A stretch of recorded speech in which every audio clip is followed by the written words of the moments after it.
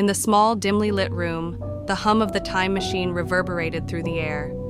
John's palms were sweaty as he adjusted the dials and levers, preparing for a journey through the depths of time. His curiosity had always been insatiable, driving him to explore the unknown, but little did he know the chilling horror that awaited him.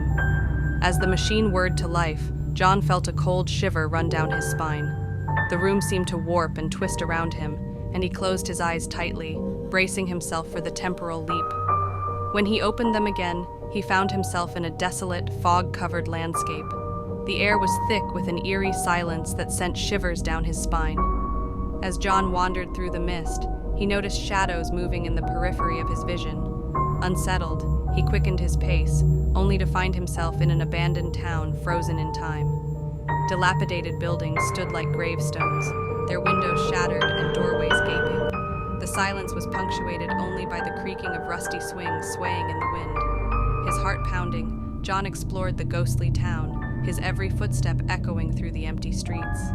As he peered into shattered windows, he caught glimpses of a life that once thrived, but had been abruptly halted. In one house, a dinner table was set with rotting food, as if the occupants had vanished in the midst of a meal.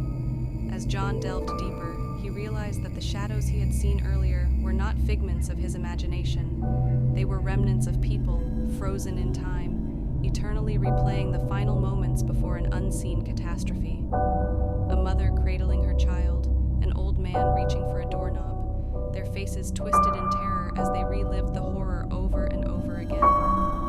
Panic set in as John realized that the time machine had not just transported him through time, it had brought him to a moment of unspeakable tragedy. The very fabric of time seemed to scream in agony, and the shadows reached out to him, their silent pleas echoing in his mind. Desperation clawing at him, John sprinted back to the time machine, fumbling with the controls.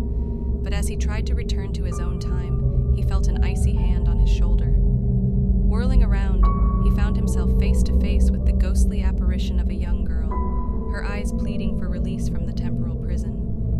The room echoed with her silent scream as John was enveloped in darkness, trapped in a nightmare where time itself was a malevolent force.